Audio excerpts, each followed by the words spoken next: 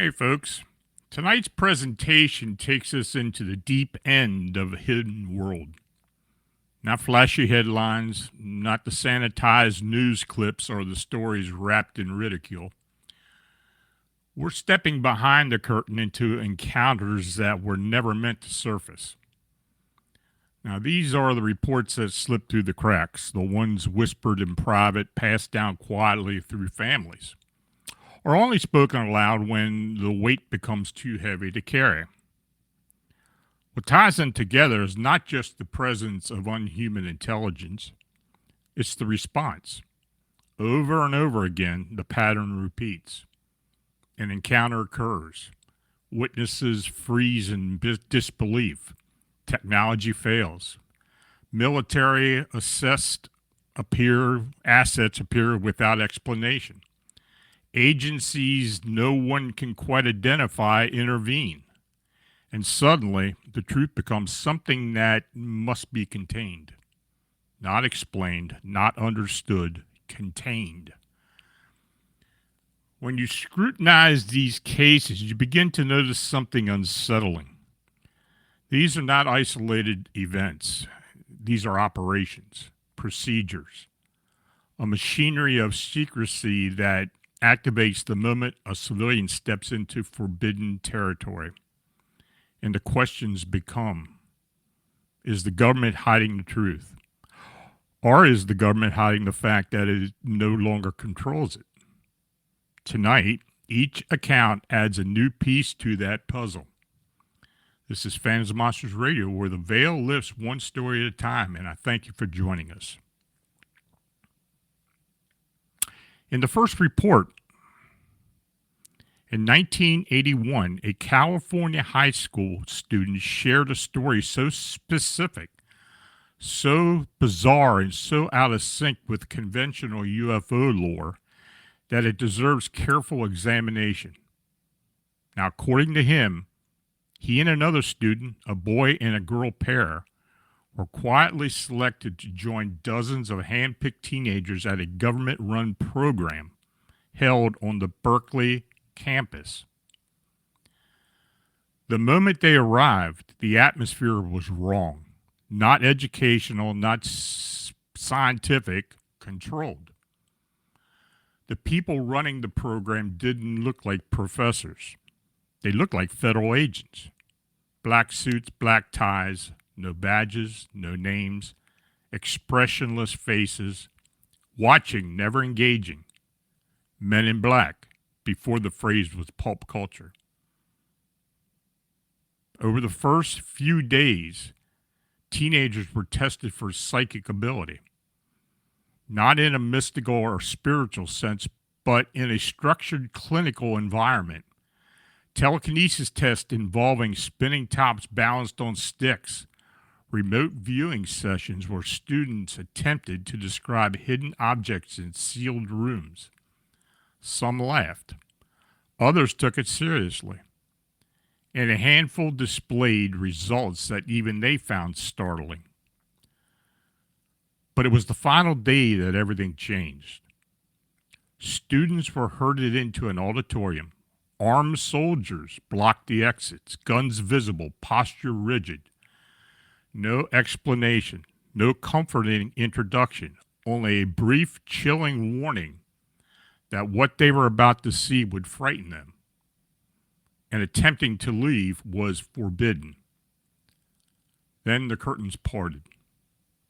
In the center of the stage sat a cage. Inside, something small, gray, frail, breathing shallowly, and struggling to remain upright. It was a gray alien, alive, but dying. Some students screamed, others froze. A few approached involuntarily, as though pulled toward the cage. The creature's eyes drifted slowly across them, heavy, exhausted, but aware. And that is when the threat came, a direct warning. Never speak of what you saw. Never mention these past days. Your families are not immune to consequences. Now, this report fits a familiar pattern. Psychic ability plus government interest plus non-human presence plus intimidation. Projects like Stargate, MK Ultra, declassified decades later, proved the government did test psychic phenomena. Adding a non-human element isn't a stretch in that context. The secrecy, completely consistent. Now, if the government was willing to expose teenagers to a dying extraterrestrial, imagine what they did when a fully functional craft and its occupants landed in a rural field. In May 1971, 3 boys and their dog Lucky camped in a field outside of Fredericksburg, Virginia. It was supposed to be another night outdoors, stars overhead, childish bravado, whispered stories, but something felt wrong. One of the boys sensed the presence, not a sound, not a movement, but a presence. When he turned, a glow hovered above the nearby pond, bright but soft, like the lantern trapped inside the fog. The object drifted forward, descending gently, extending mechanical legs before settling silently onto the earth. The boy crouched low in the grass as a door beneath the craft opened downwardly like a ramp. What stepped out was staggering. A massive humanoid, towering, muscular, gleaming as though its body or suit reflected the light unnaturally. Long arms, smooth surface. A glowing box in hand, vibrating faintly like it contained something alive. Lucky, the dog, snarled. A deep primal warning. The being turned into a stiff, mechanical pivot and retreated into the craft. The ramp sealed behind it. 10 silent minutes later, the craft lifted off and vanished. 2 nights later, another encounter occurred. A car's engine died. Headlights failed. The radio went silent. Red lights hovered overhead. The craft followed the car home before drifting away into darkness. NICAP investigators spent years on this case, They described it as one of the most compelling occupant encounters in their files. Now, two aspects of the Virginia Giant case demand focused analysis, not as anomalies, but as indicators of deliberate, controlled activity. The first is the precision of electromagnetic suppression. The vehicle was not damaged. The engine stalled. The headlights failed. The radio went silent. All systems returned to normal afterward. This is not a random interference. It indicates targeted field control designed to neutralize mobility and communication without leaving forensic evidence. Such effects are consistent with proximity-based electromagnetic field projection, a capability reportedly documented in close encounter cases involving structured craft. What distinguishes this event is timing. The interference occurred only after the witnesses had already experienced a prior encounter. This suggests recognition. The system did not respond to chance presence, but to identified observers. The second critical element is the humanoid entity's movement profile. Witness description of stiff bouncing or mechanically constrained motion recur across decades of human encounters. Now, in this case, the entity's size, apparent mass, and reflective surface indicate either gravitational compensation or a rigid biomechanical interface. The surface did not behave like fabric. It reflected light uniformly, suggesting an integrated shell rather than clothing. Such a structure would serve multiple functions: environmental shielding, psychological support, and controlled interaction with Earth's gravity and atmosphere. The handheld luminous device adds another layer. These objects are often described as emitting light, vibration, or sound during brief ground excursions. They do not behave like weapons. More likely, they function as sensors, collectors, or stabilizing instruments. The reported vibration implies an active process rather than a passive illumination. The entity's immediate withdrawal following the dog's reaction is also instructive. There was no attempt in dominance or engagement. The response was abortive. This pattern appears in multiple cases where animal behavior disrupts non-human operations, possibly due to unpredictable movement, sound frequencies, or biological sensitivity that interferes with the entity's controlled environment. Finally, the delayed follow-up encounter shifts the case from curiosity to operation. The craft did not permanently depart the area. It returned days later and tracked the witnesses' vehicles. This was not intimidation. It was an assessment, a verification of exposure, a controlled observation following an interrupted event. Now, NICAP's sustained interest in the case reflects its structural strength. Multiple witnesses, repeated encounters, electromagnetic effects, a landed craft, an occupant, consistency across events. Viewed analytically, the Virginia Giant incident does not resemble an accidental visitation. It resembles a mission that was interrupted, aborted, and later reviewed. But if the Virginia case raises questions, the next one opens an entirely different chapter because it predates Roswell by 6 years.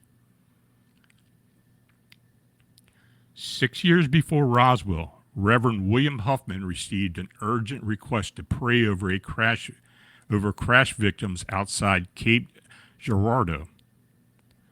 What he found was not a burning plane or tangled wreckage. Instead, he saw military personnel, federal agents, photographers, firefighters, and a disc-shaped craft.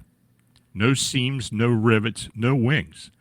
just a smooth metallic disc with indecipherable hieroglyphic-like markings. And then there were the bodies. Small, hairless, large black eyes, no ears, no human proportions. The Reverend prayed over them, heart racing. Moments later, military officers surrounded him, issuing stern warnings. This event never happened. He must never speak of it, not to neighbors, not to church members, not to family. But he did tell his family, quietly, behind closed doors. And decades later, on her deathbed, his wife relayed the story to their granddaughter, Charlotte Mann. There was even a photograph, not lost, showing one of the beings being held upright by two men. Now, this case fits early military secrecy patterns: immediate federal presence, civilian clergy involvement, photographic documentation, physical retrieval, and threat-based suppression. This is Roswell before Roswell had a name. But while this story was nearly swallowed by time, the next one followed a single witness across continents, like something refused to let him go. In 1991, a 10-year-old was living on a military estate overlooking Edinburgh, saw a formation of lights, bright white, then splitting into 5 separate orbs arranged like 5-dot pattern on a die. They floated closer, deliberate, silent, massive. Animals reacted violently, dogs barking, pets hiding. The witness's stepfather stepped outside and estimated that the object was larger than a 747. Then the boy aimed a flashlight upward, and the lights vanished instantly. Over the following years, the phenomena escalated. Flickering lights at night, footsteps in the grass, humming vibrations that made the air feel alive, dreams of black figures draining the room of oxygen. After moving to RAF Headley Court, a new event occurred. A glowing, transparent, shoelace-like entity drifting near the porch. When acknowledged, it zipped up the wall with claw-like scratches. Now, this case suggests long-term monitoring or attachment. Some entities revisit witnesses for reasons we just don't understand. The pattern echo abductee behavior, but with environmental manifestations rather than classic bedside encounters. Now, from there, we move to another winged humanoid encounter, one that brought unexpected attention from a foreign military. A Toronto man received a terrified late-night call from a U.S. relative, an accomplished, rational, scientifically minded police officer. He and his wife were driving when a massive winged humanoid dropped onto the roadway ahead. Hair covered, yet somehow leathery, humanoid, but monstrous, with glowing yellow-red eyes and a wingspan of nearly 10 feet. His dash cam turned to static instantly. The creature approached the car deliberately. No fear, no hesitation. Only when he honked and flashed his lights did it launch upward and vanish. Afterward, the dash cam resumed functioning as though nothing had occurred. But the strangest part came later. Soon after, a representative of the Canadian military contacted him discreetly and warned him to keep the story to himself. Now, the most revealing aspect of this case is not the winged humanoid itself, but the speed and origin of the response. Foreign military contact following a civilian cryptid encounter is exceedingly rare. A Canadian military warning tied to a U.S. incident implies a cross-border monitoring, a framework that operates independently of standard law enforcement. This suggests certain anomalies trigger shared classification protocols regardless of national boundaries. Equally significant is the dashcam failure profile. The device did not break or lose data. It turned to static precisely during the encounter and resumed normal function afterward. This points to localized electromagnetic field saturation rather than mechanical malfunction, and the timing suggests intent. Recording capability was neutralized without leaving evidence. The entity's behavior reinforced this interpretation. It approached deliberately without haste or fear, as if aware of dominance within the encounter space. Only when the driver asserted presence did it disengage, retreating vertically and immediately. This resembles controlled proximity testing, not random aggression. The possibility that the creature was technological or biomechanical cannot be dismissed. The leathery yet hair-covered appearance, glowing eyes, precise electromagnetic disruption, and the rapid military interest suggests a classification beyond wildlife, something unknown, possibly monitored and possibly deployed. The warning to remain silent completes the pattern. No threats, no paperwork, just authority and implication. A signal that the witness had crossed into restricted informational territory. Taken together, this case suggests that some winged humanoid encounters intersect directly with defense-aware networks, not because they are unknown, but because they are already well enough understood to require silence. And if the military pays attention to a single sighting, imagine what happens when someone possesses information they desperately want. So if you're enjoying tonight's presentation and want to hear more stories like this, don't forget to hit the like button and subscribe to Phantoms and Monsters Radio. It really helps us to reach more people who are searching for answers about the unexplained. And make sure to click the notification bell so you won't miss any of our live shows.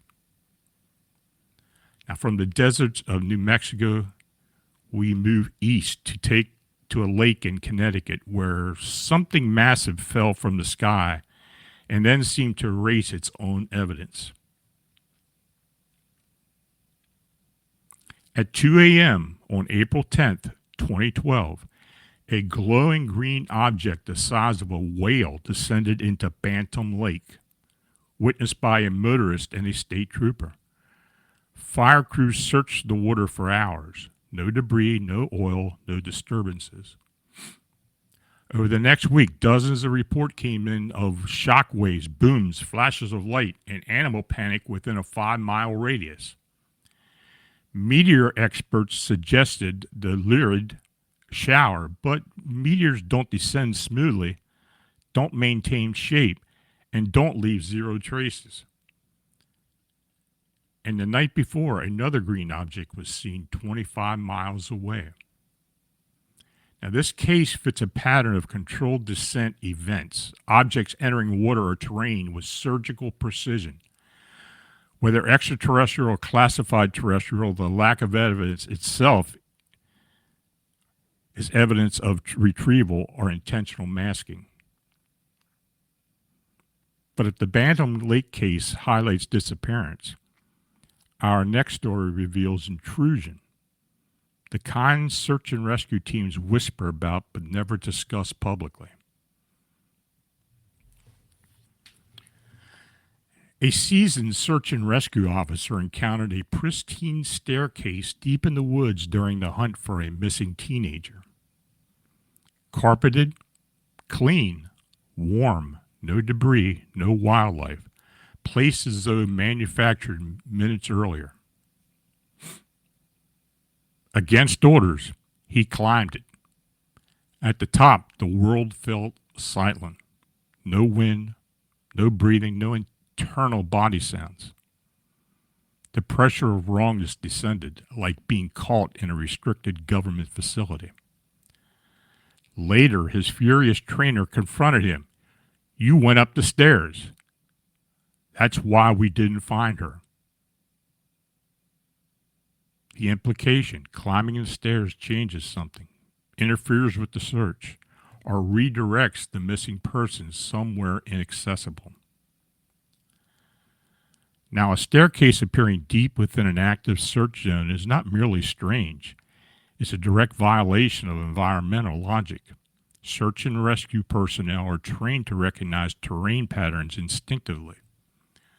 A structure that is clean, warm, and untouched by wildlife immediately signals artificial intrusion rather than abandonment or decay. The absence of animal activity is critical. Wildlife avoids unstable energetic or electromagnetic environments. An ecologically sterile area suggests an inclusion field, not coincidence. The sensory shutdown reported at the top of the staircase aligns with localized reality suppression. Not unconscious, but a dampening of external and internal feedback. The body recognizes a restricted boundary even when the mind struggles to define it. The trainer's reaction is the most revealing element. The statement, "That's why we didn't find her," implies prior awareness. Not superstition, but pattern recognition. Interaction with these structures appears to alter outcomes rather than assist recovery. This reframes the phenomenon. The staircase functions as a transitional mechanism. Once engaged, the missing person may no longer exist within the same accessible layer as the search. Now, if these structures appear selectively during active operations, then they're not random. They emerge where urgency, attention, and vulnerability converge, which suggests that this has happened before. And somebody already knows the cost of climbing. Now, this brings us to this intense encounter: a massive craft, direct alien communication, military pursuit, and the Men in Black intervention. Near Tonopah, Arizona, in 2009, witnesses encountered a triangular craft 3 football fields long, hovering 30 feet above the ground near Palo Verde nuclear plant. It mirrored their headlight flashes and revealed beings inside, short grays and tall figures nearly 9 feet tall. 2 of them exited the craft. Their approach triggers paralysis, then unexpected calm. Telepathic communication followed, warnings about Earth's destruction, global warning, an upcoming catastrophic event originating in the Middle East, far worse than 9/11. After the craft departed, the witnesses were chased by military helicopters, then forced to stop by Hummers. Men in Black surrounded the vehicle, knowing their names, locations, and personal histories. So the first question is, who else knows? This is not a military question. This is a containment question. Now, as unsettling as unexplained encounters can be, there are moments when the phenomenon does not end with the sighting or an experience. For some witnesses, it follows them home, watches quietly from a distance, and waits. The following account comes from someone who believes that whatever he was involved with did not stay in the past, and that force is connected to it may now be moving closer, patiently and deliberately without ever needing to knock on the door. The claim that Men in Black supposedly followed this Roswell crash researcher. Now, the witness believes he had been quietly followed for years by figures he identified as Men in Black. Tall, pale, always dressed in black, sometimes with their faces partially covered. They never approached him, only appeared nearby, blending into crowds, close enough to miss unless he is looking for them. He believes they want a private journal documenting classified work from his past. What disturbs him most is not their appearance, but their presence. He describes them as emotionally alien, lacking anything that feels like human. He fears a confrontation is coming and that if it does, the journal will be taken, leaving him unsafe. The witness says his work began as a government UFO research project, later absorbed by powerful military and corporate interest. Now, during that research, an experimental energy device was developed that interfered with unidentified craft in flight. When aimed at the sky, lights flickered and fell. According to the witness, one such test brought down a craft near Roswell. He claimed 6 non-human beings were recovered, preserved, and hidden. He believes these beings have existed on Earth far longer than humanity and rely on the unknown planetary resource to operate their craft. According to the witness, technology has been exploited ever since, kept from the public, and protected by silence. Now, from an investigative standpoint, one detail cannot be ignored. In nearly every case where sensitive knowledge is acquired, recorded, or shared, the response is not chaotic. It is procedural. Witnesses describe delays that feel intentional, encounters that occur only after information has been gathered, individuals who appear only once with documentation.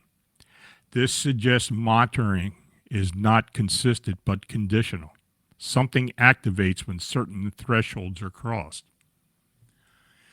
Equally troubling is the consistency in behavior, the lack of confrontation, the avoidance of overt force unless necessary, the preference for proximity over intimidation. These are not the actions of random agents of folklore caricatures. They resemble containment specialists, observers tasked with retrieval, deterrence, and quiet neutralization. In several historic cases, witnesses report that journals, tapes, photographs, or physical samples disappear without signs of forced entry. Doors were locked, containers were untouched. Only the material itself was gone. That implies access, either technological, procedural, or institutional. There is also a notable absence of overlap with traditional law enforcement. Local police are rarely involved. When military assets appear, they arrive quickly, stay briefly, and leave nothing behind. No reports, no follow-up, no jurisdictional clarity, as if the event never formally existed. Now, this raises a deeper question. If these operations are fundamental, they may not belong to any single government or agency. They may operate above national boundaries, be funded indirectly, and be protected by classification layers that do not expire. A structure that answers to no electorate and requires no public justification. If non-human intelligence is interacting with this planet, then it appears that specific human systems have already adapted to that reality. Not to inform the public, but to manage access, to decide who knows, who remembers, and who is quietly removed from the equation. And if witnesses are correct, then the most valuable commodity is not technology or biological material. It's testimony, personal records, firsthand continuity, the ability to connect events across time. Nixon may explain why those who document their experiences draw attention, while those who remain silent do not. Now, from an investigative perspective, the implication is sobering. This is not a mystery unfolding. It's a system already in motion. And it does not require belief to function, only compliance. Now, what can be determined from tonight's reports? When viewed separately, each of these accounts can be dismissed, sequestered, or explained. But when they are placed side by side, something else emerges. Not a single story, but recurring architecture, familiar roles, familiar reactions, and familiar consequences. Again and again, witnesses describe the same sequence: anomalous contact or knowledge, a sudden presence of authority, evidence that vanishes, questions that go unanswered, warnings are delivered quietly or implied without words, and then silence. What is striking is not just the appearance of non-human intelligence, but the speed with which human systems seem to respond. As if protocols already exist, as if someone is always listening, always prepared to move when specific lines are crossed. This suggests that whatever is encountered is not new. It's managed, tracked, contained within layers most people never see. And those layers do not always wear uniforms or carry badges. Sometimes they wear suits. Sometimes they blend into crowds, and sometimes they never speak at all.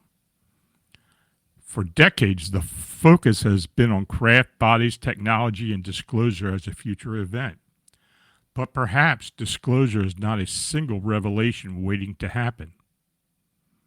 Maybe it is an ongoing process, carefully rationed, filtered, and redirected. Not to protect the public from panic, but to protect systems of control from scrutiny. If that is the case, then the most dangerous thing is not the phenomenon itself. It is an awareness. It is pattern recognition. It is people comparing notes and realizing they were never alone in their experience. Because once patterns are seen, they cannot be unseen. And once enough individuals realize they were monitored, redirected, or silenced in similar ways, the question shifts. It is no longer who is visiting us. It becomes who is managing the visitors, who benefits from the secrecy, and who decides what the rest of us are allowed to know. Maybe that's why certain witnesses are watched more closely than others. Not because of what they saw, but because of what they might connect. So perhaps these individuals were not chosen at all. Perhaps they were simply the ones who noticed, the ones who remembered, the ones who kept records, the ones who refused, quietly or openly, to let these records disappear. And if that is true, then the phenomenon is not just happening out there in the skies or the shadows. It is happening here, in systems, in silence, in spaces between official explanations. And that may be the most unsettling realization of all, because whatever this is, it's not waiting to arrive. It's already in place.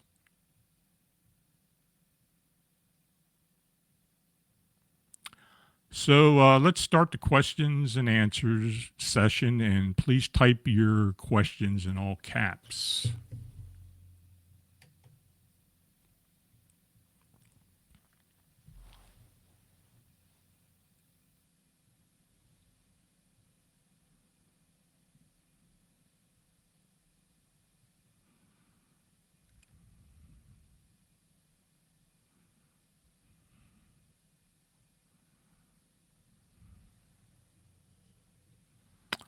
Dagnammit, what are your thoughts on a covert underground facility in Alaska housing an ancient structure? A 550-foot black stone pyramid inside a mountain in Denali National Park.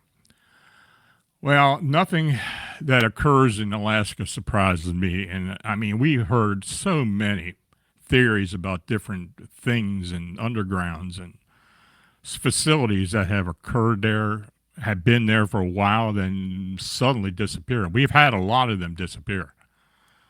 I don't know what to think about it. I'm just like everybody else. I hear the stories, and all I can do is look at it try to figure out what I believe is going on. But of course, you're never going to get the real story. I don't think. I mean, just like disclosure in particular. I mean, I've said before, we're being spoon fed to a point where, you know, we're being allowed to see certain things. And we're not going to really find out much of anything unless it's need to know or something has actually happened that everybody must be informed about it.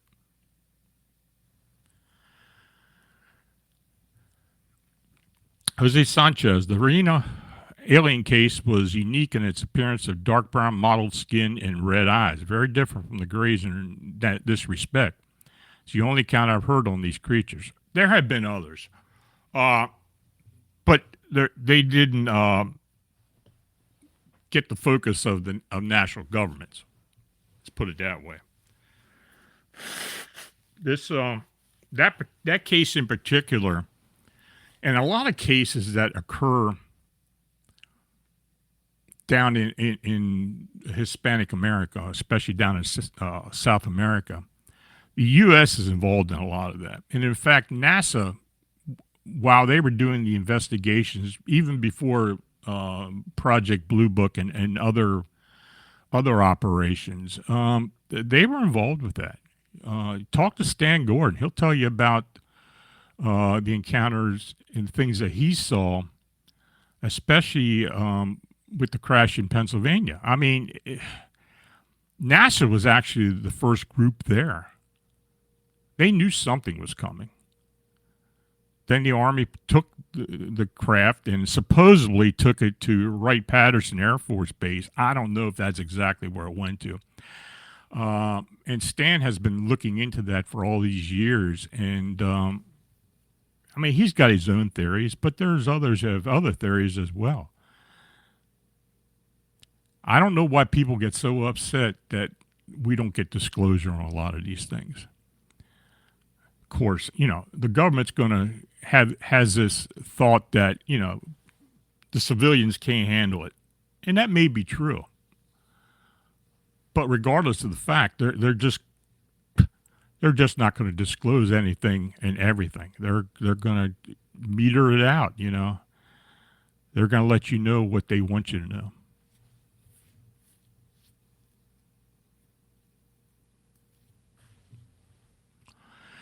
Dagnammit. In the last few years, the government and movie industry is purposely giving people snippets of real-life information about the reality of tangible cryptids out there. Yeah, it's slow. But like I have said before, the closest we're going to get to truth is not through the government or the military. It's going to be through civilians and just normal people who take the time and are enthusiastic enough to actually do the investigations. Reality will be exposed by those who experience or tell their experience. And I doubt that's going to change anytime soon.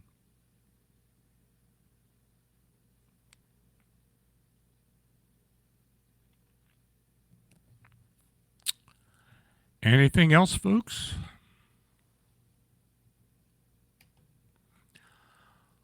Well, I want to thank each and every one of you, especially those who did send donations. It's much appreciated. It's very needed. You know, we're trying to get this channel built more and more to the point that, you know, we can start presenting more and more information and, you know, information that you want to know about.